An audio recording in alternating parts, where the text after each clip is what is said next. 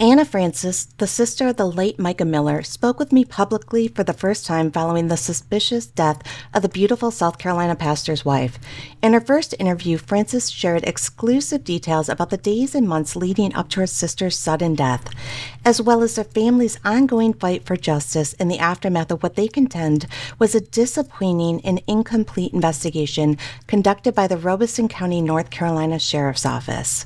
Anna also raised several troubling new questions regarding the conduct of the North Carolina medical examiner who first declared her sister's death to be a suicide, along with exclusive insight into the family's fight for their beloved sister and the changes they hope to make to keep others from going through what Micah and her family have experienced.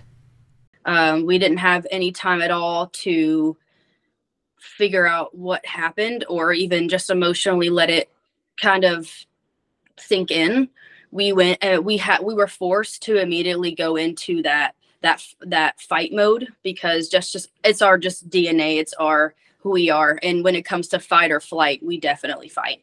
So we found out about midnight the night that she passed away from John Paul saying, "Good job, Francis family." And this that was via text, right? That was text. Yeah. He said, "This is what happens when you encourage someone to get divorced and not take their medication." And we all knew that was just a lie. Like everything he said, like all 3 points was just completely a lie. And we have so much proof against it. So we just were like, we just ignore him at this point because we're just used to his deception. So we didn't even buy into it. And within a few hours, he had texted about 100 people that she had passed away that night. And it just kind of went crazy from there, where people are reaching out to us, posting all over social media.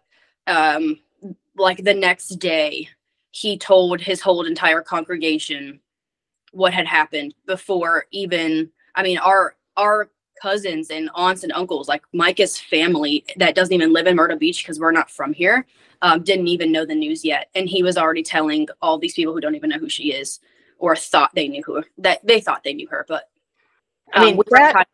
his control over her, from what I have seen in documents, it was lengthy. It was before they were married. Yeah. And I mean,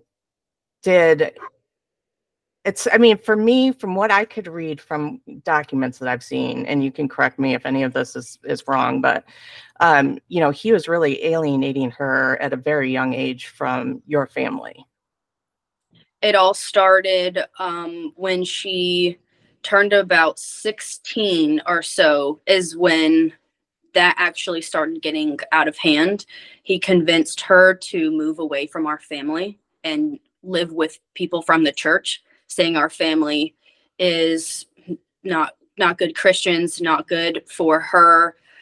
So he just convinced her that we weren't good for her. And as the years went on, she would come and talk to us and then get out of our lives. And like, it kind of flip-flopped like every other year, if we were on good speaking terms or not, depending on what John Paul's narrative was.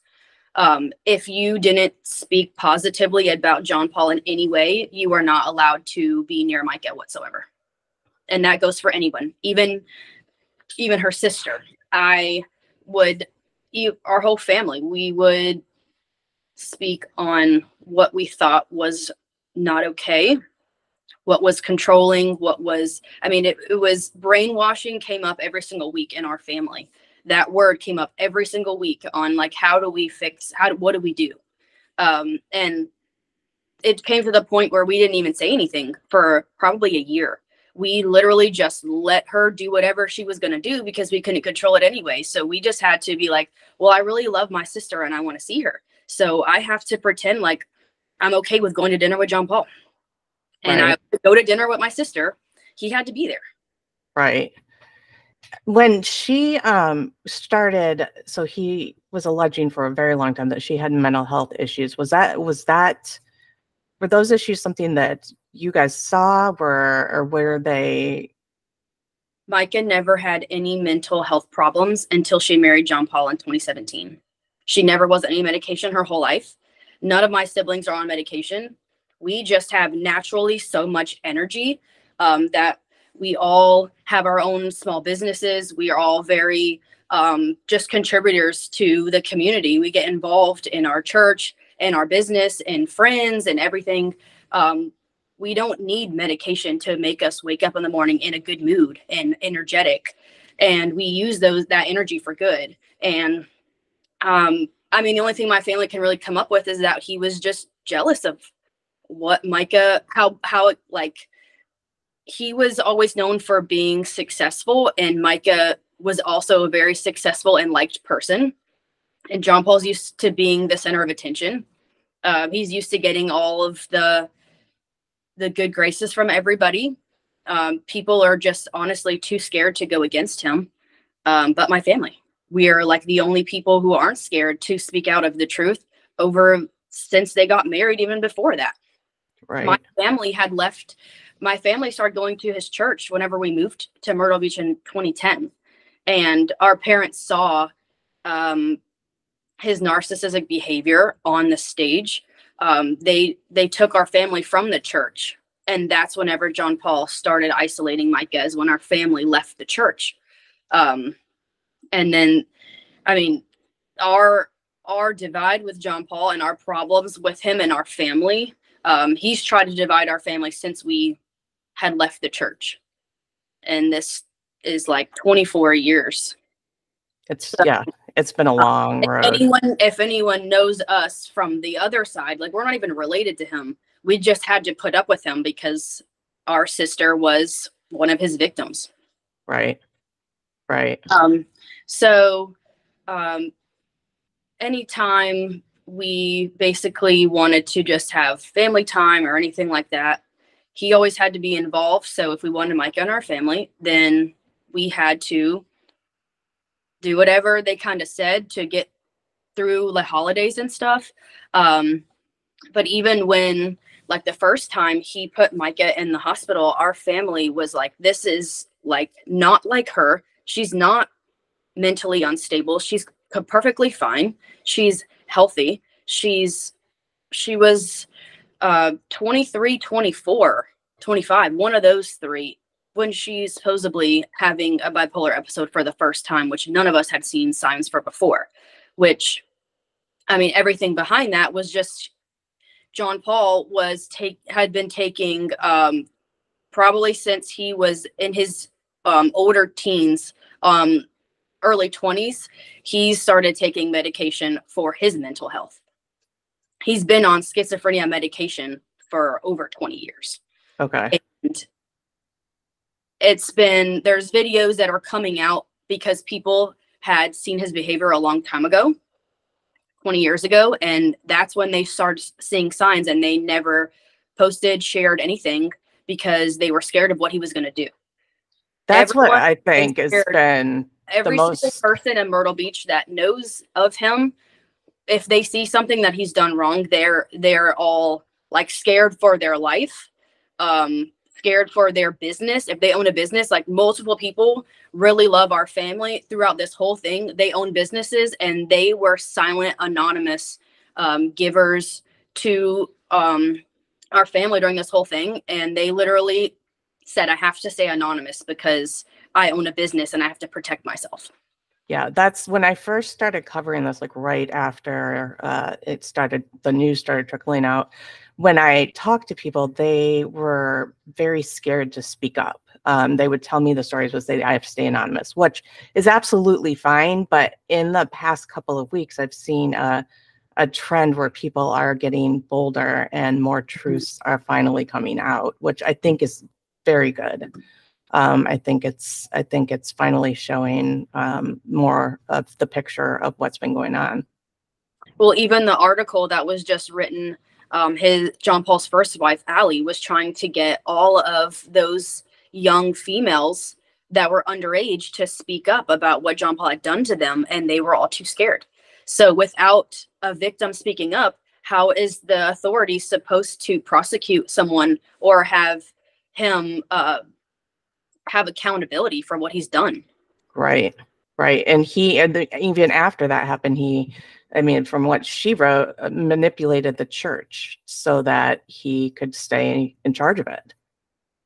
Not only that, is he owns the ground that the church is built on, the dirt, every chair, every person that's on his payroll, he owns them. Right. And I don't think people understand that power mentally when you add in, the fact using the pulpit, using people's beliefs in addition to that. So it is it's sad. It makes me sad for Micah and for you guys. Well, the whole time she was actually ready. The past few months, she was ready to leave him and be strong and do whatever it took. And she even still then was like, don't tell anybody what the real, like, as everyone would put it to today's terms, juicy details of why she's divorcing him. She even said, she was like, I want to protect the Christian church. Every single person that has found out what he's done make comments like, that's why I don't go to church. That's why I'm not a believer in God and all these things. And that's the last thing that Micah would want, is everyone saying it's all the Christians, it's all the pastors, which it's not. It's just one specific location. Yeah. So, and even then, she knew a lot of people at the church were good people, and she didn't want to hurt them. She would rather endure the abuse alone, or with only like her close family knowing what's going on.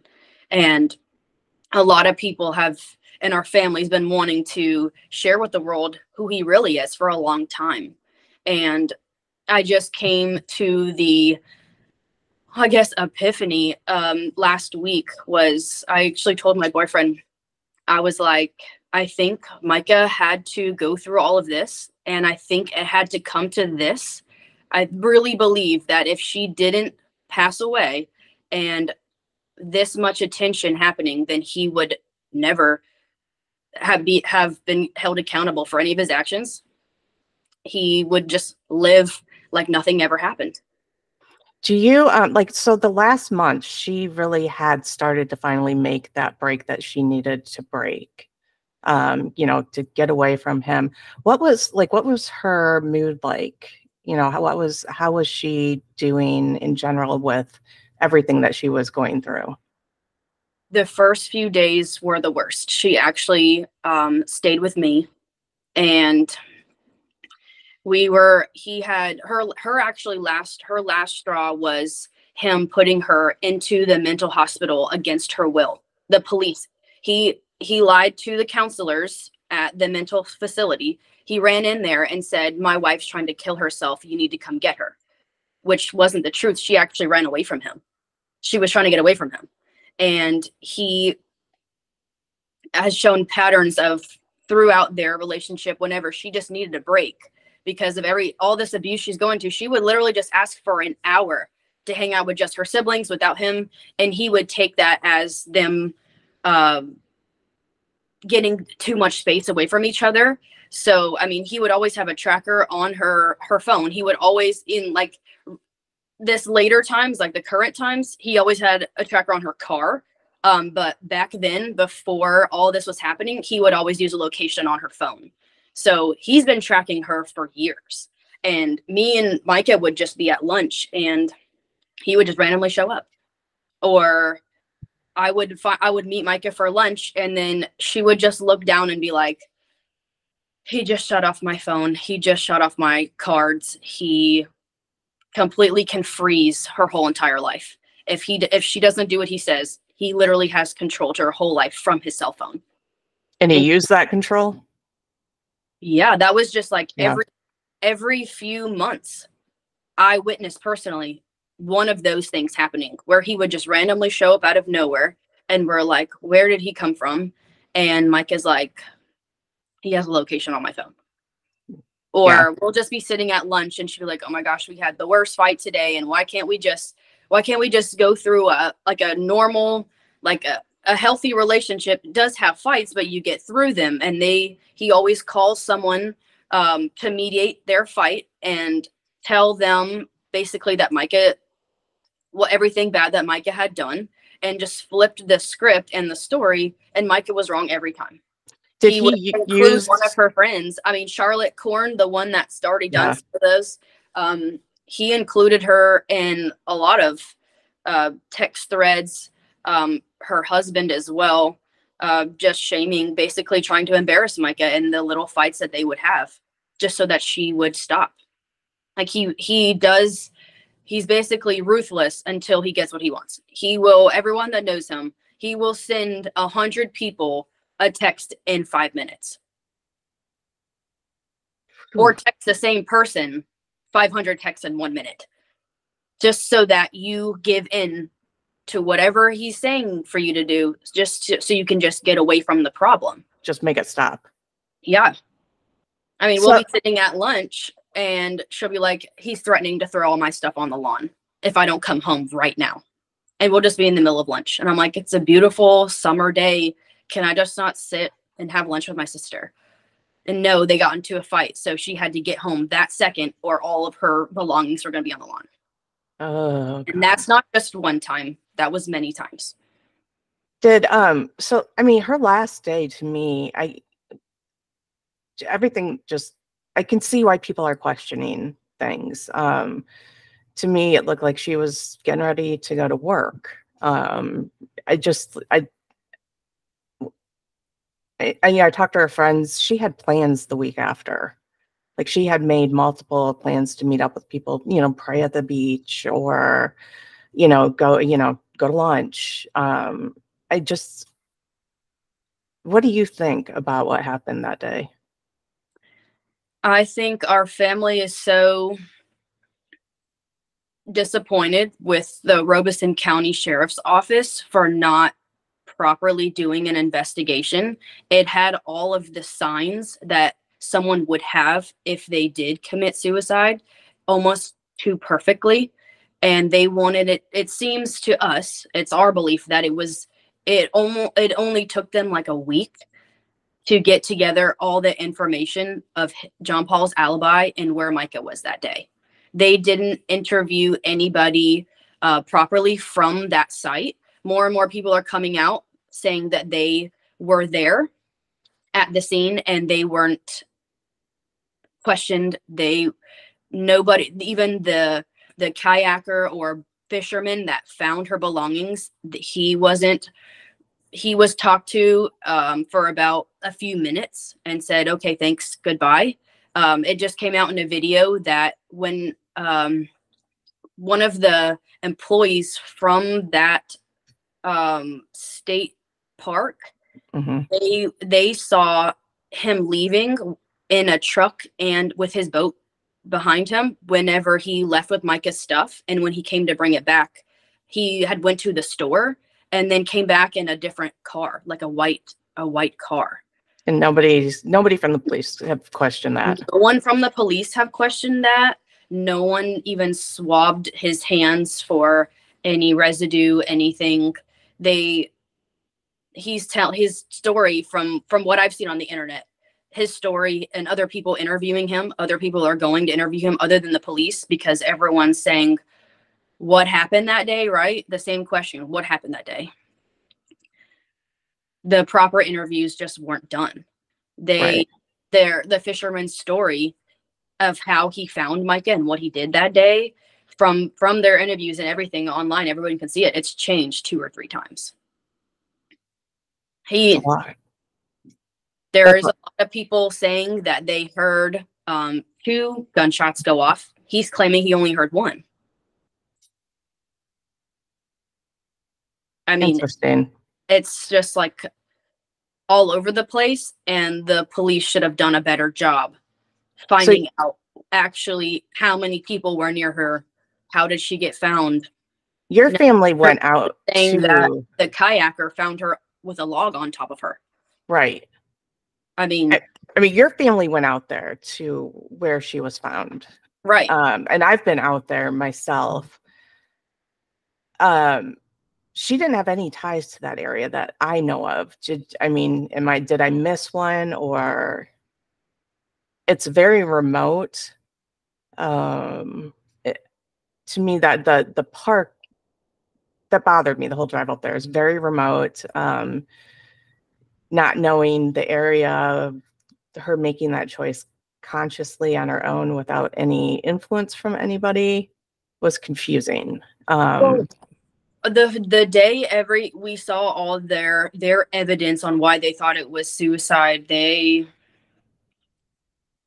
basically showed us snips and clips of things going on and stuff.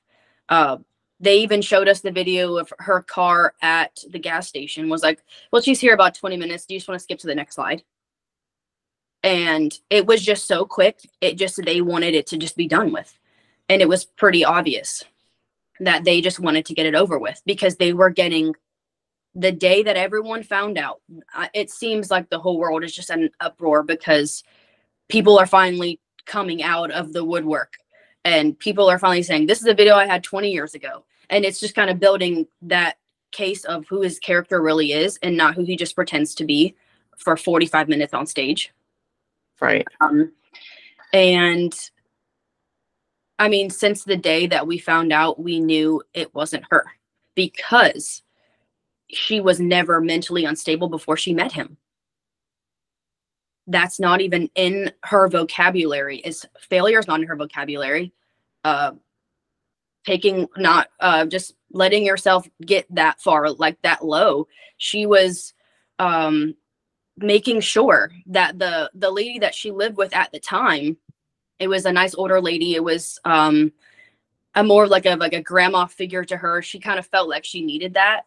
And John Paul, and she had been to the church Solid Rock for a while. She loved her friends and community there. She doesn't have family here. She's from New York. And when she took Micah in, John Paul kicked her out of the church and told her not to come back, just for the fact that she let Micah live with her during all this. That's the place where he would trespass, actually, because they're in a gated community. He would trespass and put the razor blades in her tire, or even in the beginning, he would harass her by putting flowers on her car. He would just leave stuff on her doorstep for Diana to find, which is the elderly lady. She's like 85 or something. So she was also being mentally put through all this abuse as well as Micah. She was seeing it firsthand. And all the allegations of John Paul saying that Micah wasn't taking her medicine, Micah knew he would say that. So she had Diana watch her every day and say, John Paul's going to say in these cases that I am mentally unstable because I'm not on my medication. Please watch me. She would sometimes, to us in the very beginning, before she moved in with Diana, someone watch me. I'm over here. And we were to the point where, Micah, we see you, take your medicine. Smart girl. we thought it was we thought it was like not ridiculous, but it was like, okay, we see you, right?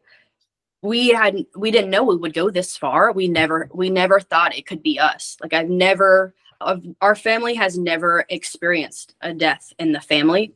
Both of our grandparents are still alive. This is very new to us. Right.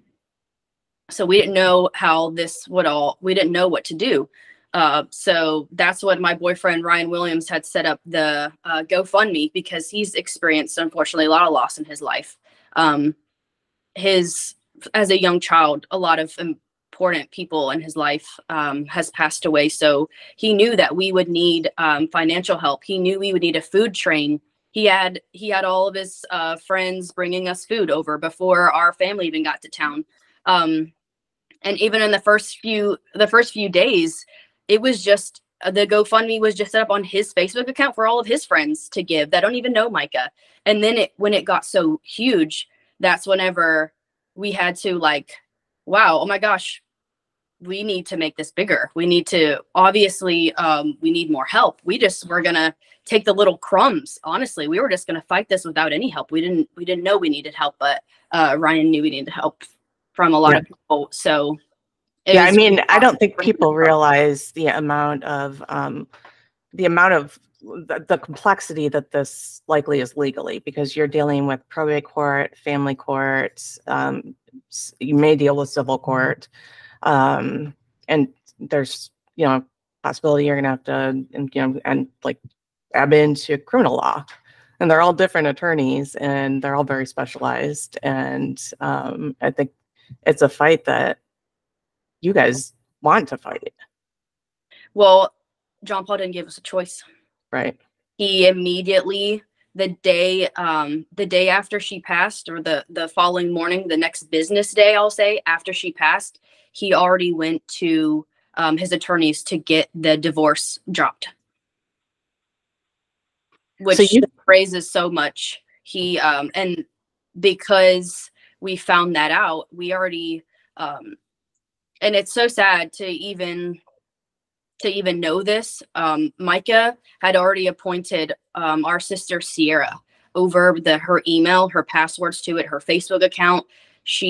Micah had been keeping track of all of her abuse, wrote every affidavit that someone has given her, or their testimony against what they've seen.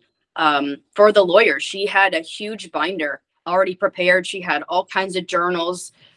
She was anticipating something bad happening to her, and she had told Sierra that, and that's why she said, if anything happens to me, she had told one of our family members that she reported John Paul to the IRS the week that she passed away. The church, or not John Paul, but the church. Well, the church is John Paul. So right. Either one. Whenever you say Solid Rock, it's John Paul. All of the money is all intermingled. And it was said that he was moving around all his assets into his oldest son's name or his friends' names. So it didn't look like he had as much as he had while they were going through this divorce. So when all that was happening, she just started going to work. She did a lot of work for the lawyer she had, and that's what also doesn't make sense. She had just paid her lawyer that we have $5,000 3 days prior to her passing. Why would she do that? Why would she have, and that's actually donated money. Like someone from I guess it was someone from the church, I want to say, a really nice lady from the church who wanted her to get away from him so bad. She gave Micah $5,000 as the retainer fee for her lawyer the week that she had passed. So no one borrows money to just end their life. Right. And also no one tells people for a long time now. No one tells people if there was ever a bullet in my head, it was John Paul, it wasn't me. She said those exact words to about 10 to 15 people. And they all were messaging us when everything happened, when the world found out. All these people are messaging us. We don't even know who they are. They're not even connected in any way. They might have known Micah in different period times of her life. And they all said, who do we need to tell this? Do we need to tell the authorities? Who do we go to? Right. We sent them in good faith to the investigators at Robeson County. We sent all that stuff to them. I had two separate friends of hers that didn't know each other that I'm aware of tell me the exact same thing. It's they told us that it was, if they had interviewed everybody that we told them was important on this, that it basically would take too long. That's disappointing. They only wanted to interview 2 of our family members. And we also obviously have a big family, but not to mention, did they only enter 2 of our family members? They obviously didn't interview the people that found her belongings, or it's just one thing after another. Do you think that there will be an outside investigation into the circumstances of her death? I think it got so much attention that they were forced. I think other authorities were forced to be like, this is a really important case. a lot of people had been wanting to send John Paul and the church all their financial mess, all of John Paul's allegations from 20 years ago that he was addicted to prostitutes, underage females, just all the abuse that Micah had went through. A lot of people wanted to report him for that, and Micah told them all no.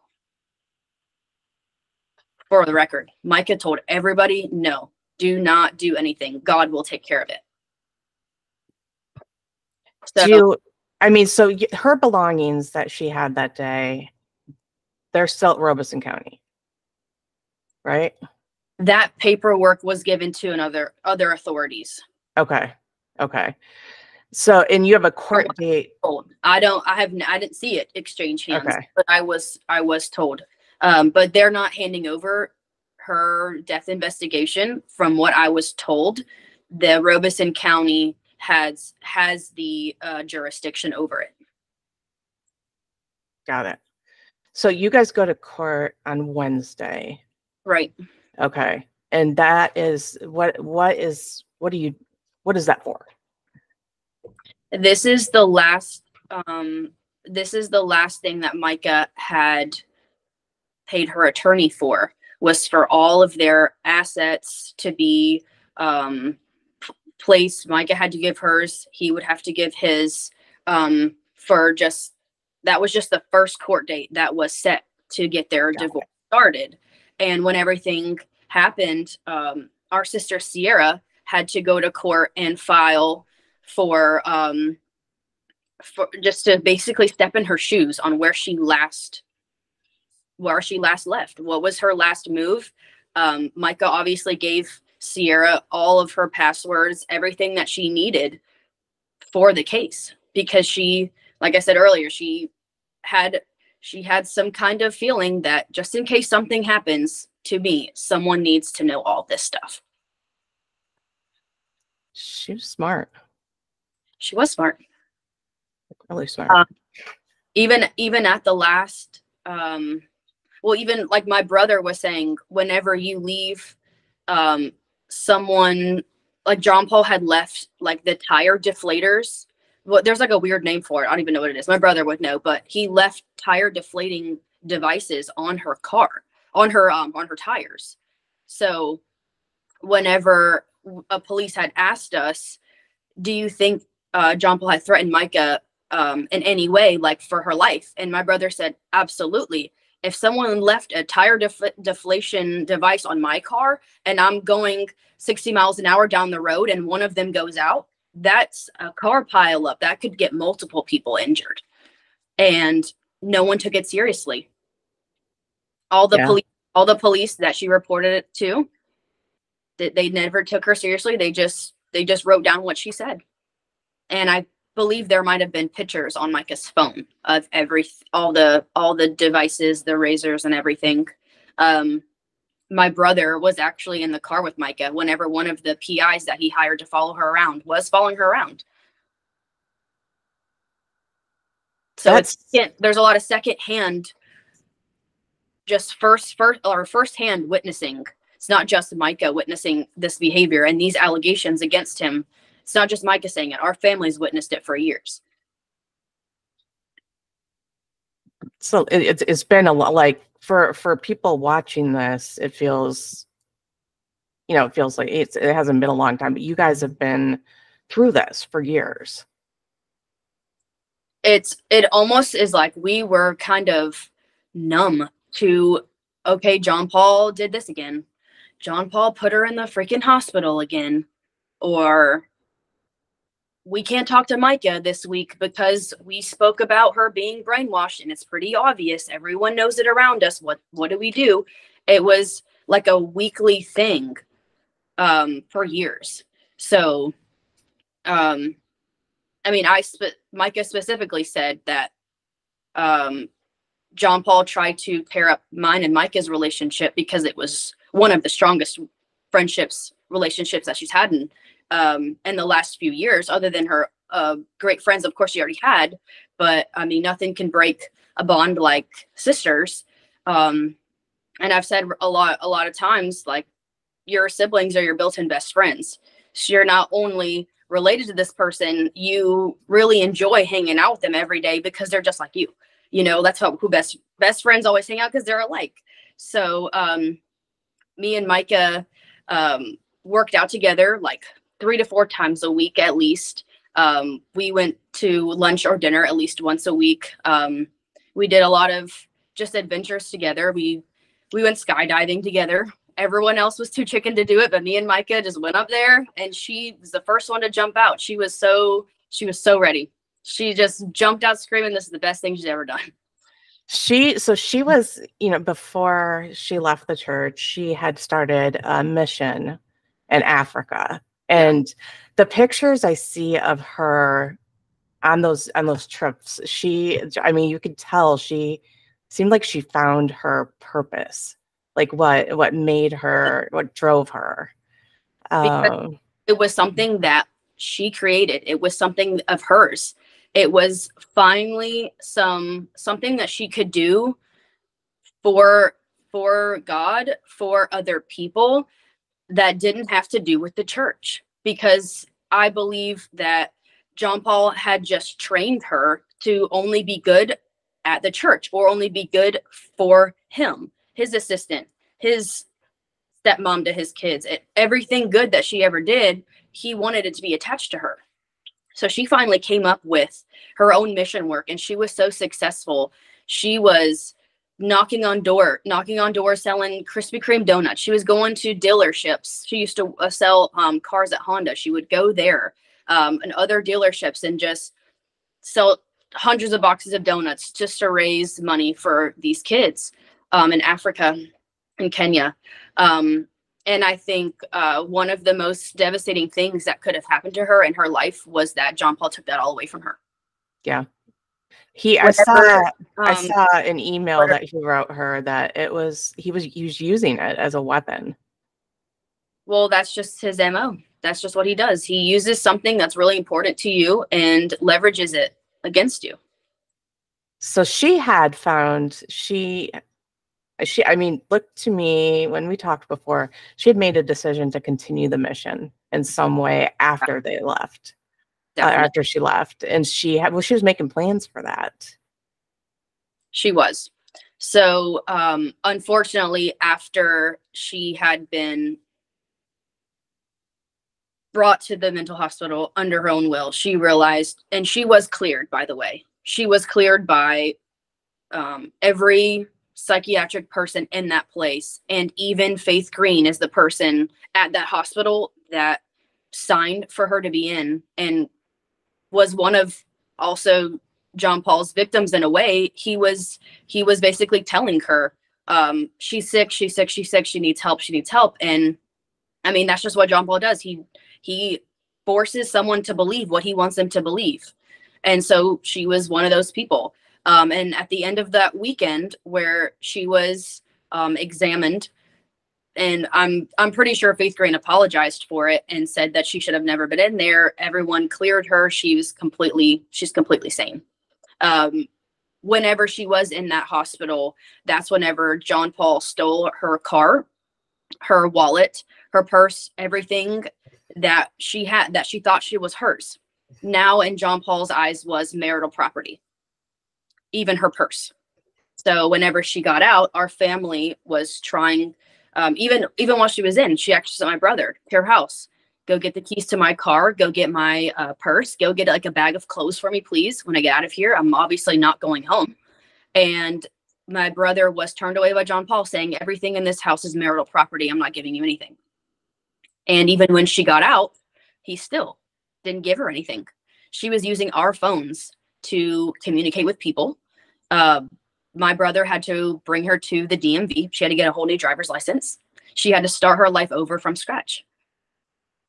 The clothes on her back, what she walked out of the hospital with, that's what she started over with.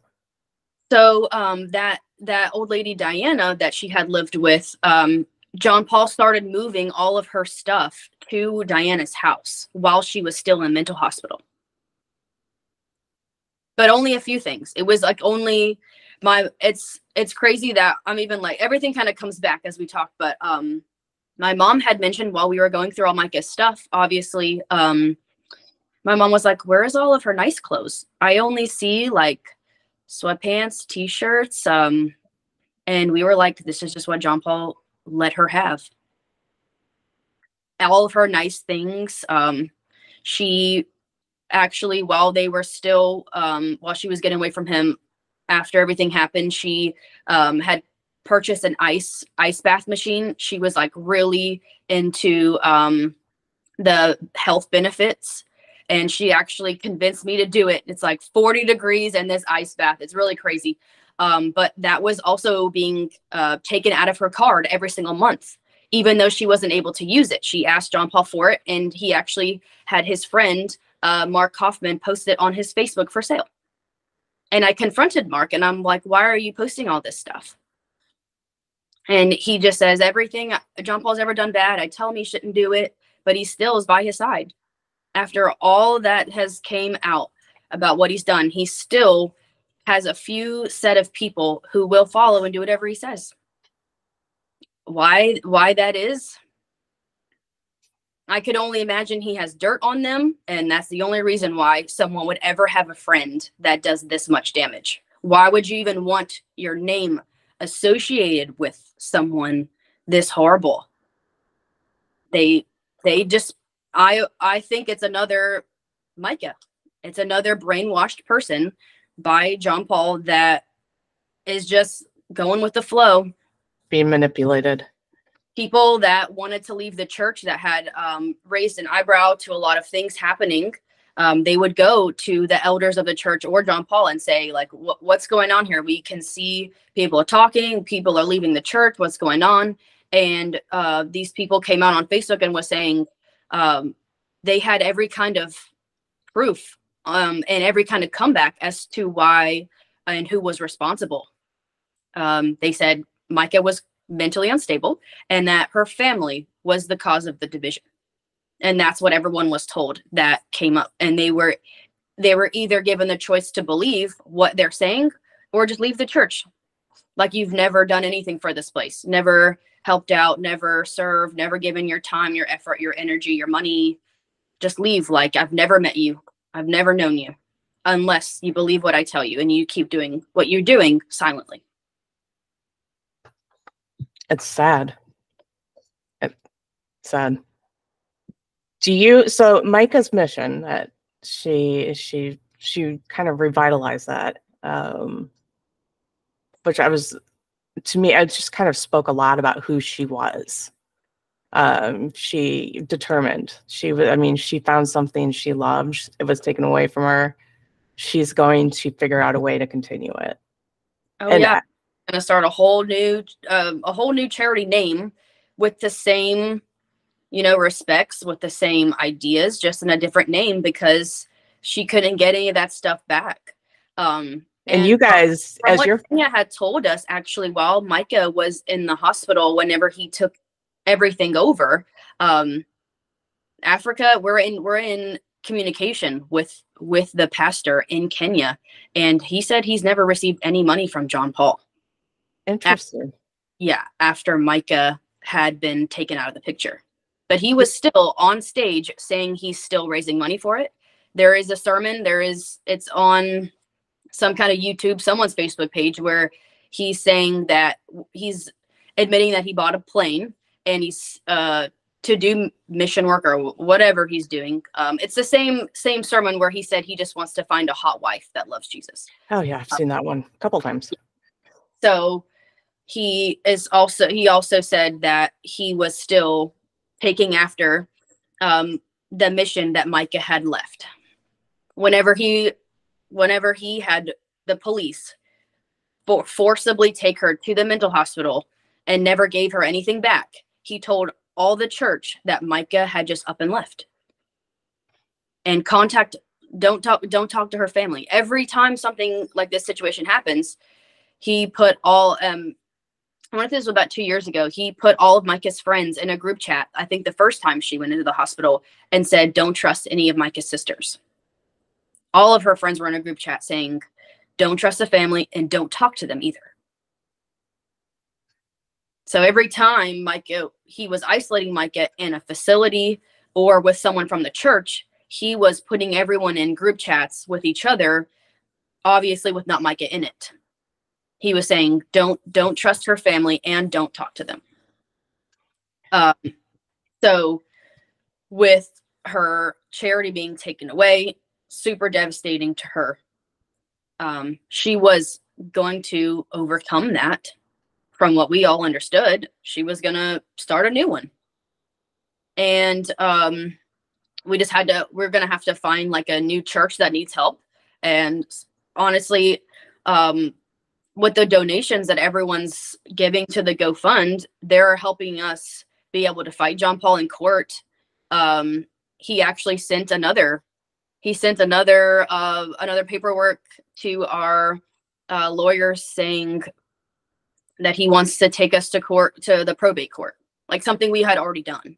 Like we already had gotten another probate lawyer involved other than our civil lawyer. So again, he wants us to bill another probate lawyer for something else, to fight for something else of Micah's, whatever it may be. He just wants to keep us hurting financially because he thinks that's where he can get us. He knows that none of us have $5,000 weekly to give to a lawyer. So, and unfortunately, the church does. So he's just using the church's money, or however he's getting this financial backing, just to trying to drain us that way. But luckily, we're like super blessed with everybody that has been like reaching out to us. It's our GoFund account has been shared to thousands of people. Everyone has been so great. The whole family is like completely overwhelmed with how much support we're getting. Even if it isn't financially, people just prepped us a meal, gave us like 3 cases of water for like the 25 family members that came to town for her memorial. We're really grateful that everyone came together. People that didn't even know Micah, they're just their daughter or son, I don't remember which one, but the family that had just started the Justice for Micah t-shirts, I met with them and they were like, just so you know, like we just saw Micah like one time in passing and our child was just very fond of them. Micah had left a really good impression on our child. And we knew that something was wrong with John Paul from a long time ago, and we just wanted to help you guys out. And it's just, they're selling t-shirts from their small business. Like they have a screen printing company here locally in Myrtle Beach. And even they're opening up an ice cream store nearby too soon. And they want to have a flavor of ice cream and color of purple for Micah, and all the donations from that ice cream are going to give to the family as well. Oh, that is wonderful. And I'm like, all because Micah was nice to their child. Well, I mean, I hear that from a lot of people that knew her and a lot of people that just met her in passing. You know, one of my friends who lives in Myrtle Beach, she waited on our tables a couple of times. And she said, yeah, I remember. I remember thinking, you know, how bright her smile was. So I think she impacted a lot of people, and I think she's going to continue to impact people. Do you think that there's a potential for you guys to push for some change in how situations that Micah, like what Micah was dealing with, are handled? Yeah, actually, a lot of people, I'm not sure who started it, but they were petitioning for Micah's Law. There's going to be a name. They're petitioning for a law to be named after her for anyone going through anything similar to what she's going through, to be able to have a law backing why this should never happen again. Any kind of signs of all of this duress, the police should be accountable for just brushing her off. Right. There's dozens of police reports involving Micah and Paul over these past few years. And nothing was ever done because they're married. I started doing research on after this, because I was like, why was nothing done? And why is this investigation being, why does it look like it doesn't make sense? And California, they're proposing a law where there is, if there is a unattended death of a person who has been the victim of domestic violence, that there is required to be an autopsy. The investigation, if the family outside of the husband has a right to the investigative results. And I think it's important. And I think, the family in that law, if it were to be passed, would have the option of requesting a secondary independent investigation. And I think that stuff like that people don't understand how tied your hands can be in situations like this as our family. Not only that, but how much time is important. It's super time sensitive, especially for someone like John Paul, who gets things done immediately whenever he knows he's in the wrong or could reap repercussions for what his actions, or any situation where he would be held accountable for what he did. He tries to cover it up as fast as possible.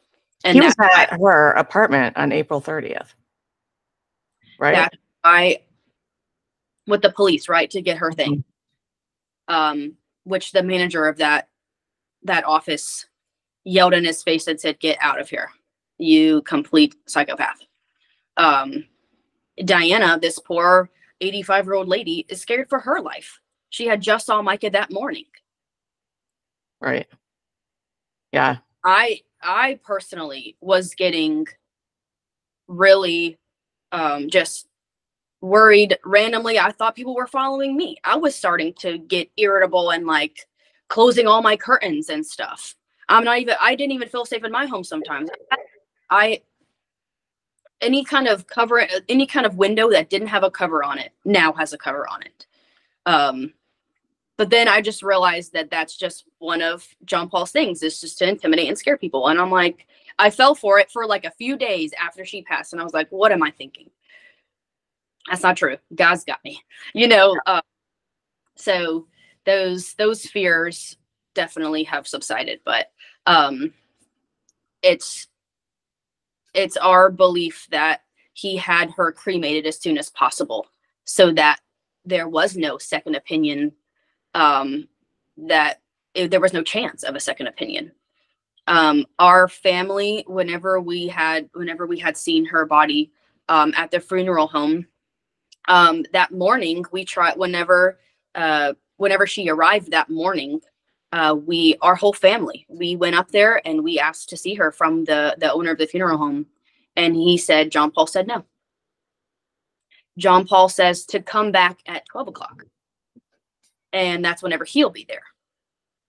And the funeral home owner told us the complete opposite and said, no, you guys need to come at 2 o'clock whenever he's not even here, because he knows a few days after her passing is when we saw her, I think that Wednesday or Thursday, but it was already all over the news and everything. So he knew the situation.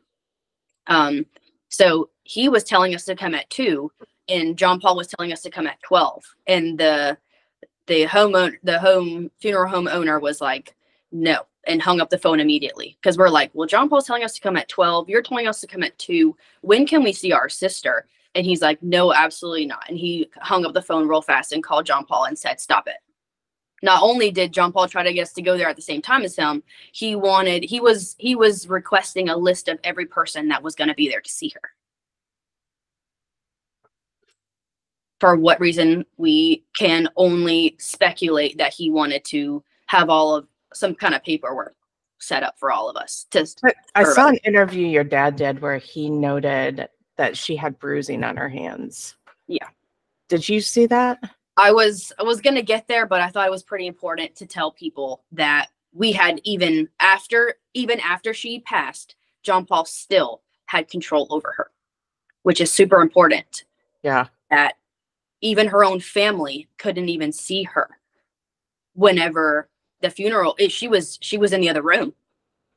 And legally, like the funeral home, owner was so awesome. He was calling up our lawyer, his lawyer, like, what can I do to let this family be for their daughter, sister?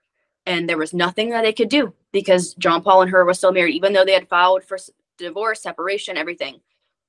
And that's what I think that Micah's Law is going to do, is to help all of these other victims not still be a victim even after they pass away. So, in saying that, we had to come back. We had to leave and come back. And in order to see her, our parents, per John Paul, our parents had to sign that she would be cremated before we were allowed to see her. So either we don't see her and we don't get her ashes, because he was going to figure out a way to get her cremated anyways, is what he was saying. So either sign it and do it easily so you can see her, or just put up a fight and you don't get to see her anyway.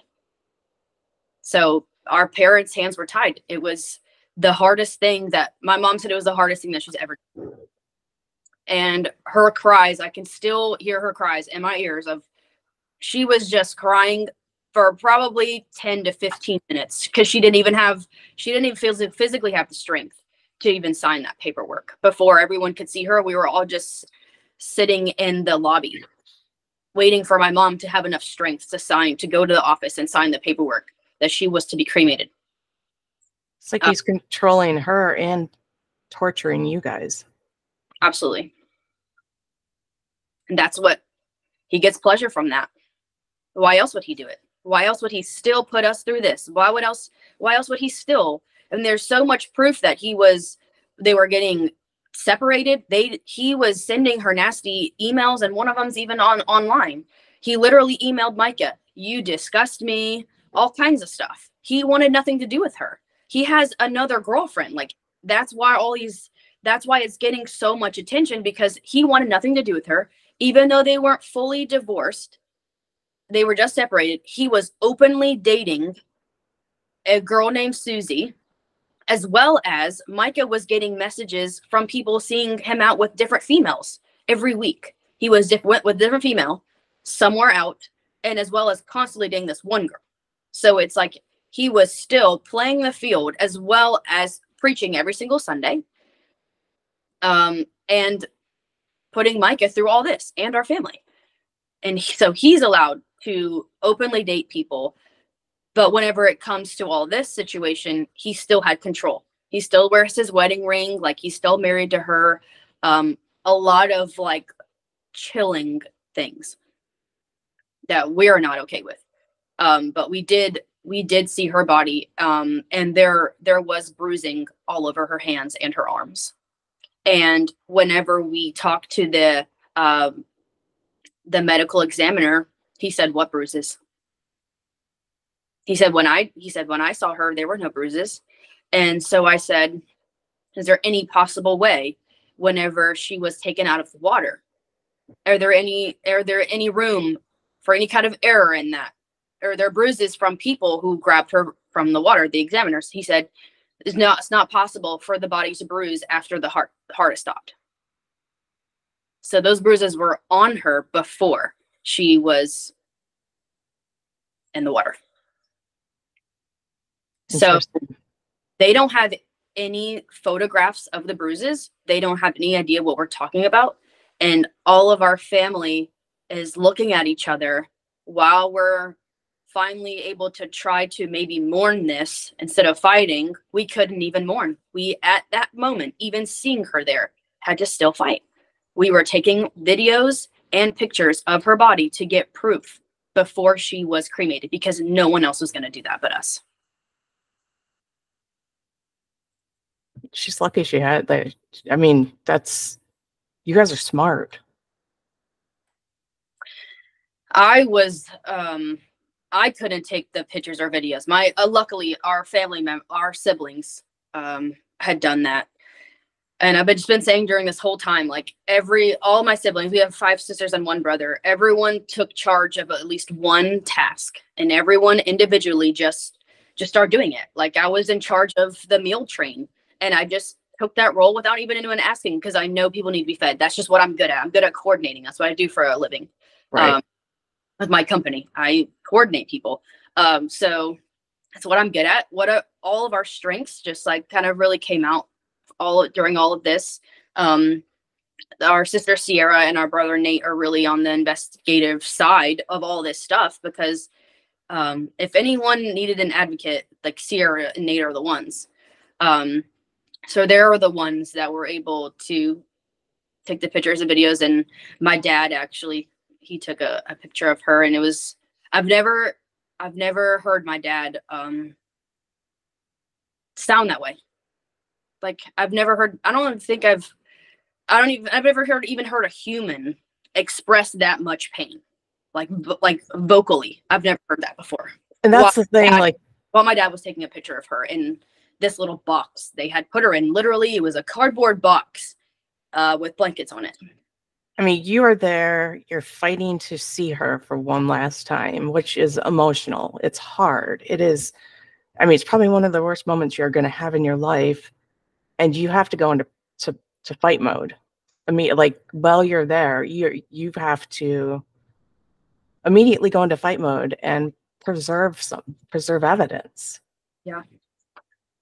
And that's what Sierra, I'm like, they had like a little pew set up so you can like kneel to kind of see her. But I'm kneeling there and I'm looking over where kind of Micah's head is, and Sierra's has her hands on Micah's hands trying to make sure it's visible to take the pictures and stuff. And she's crying and she's like, I can't believe we can't even mourn her right now. We literally have to get all this evidence. This is so messed up.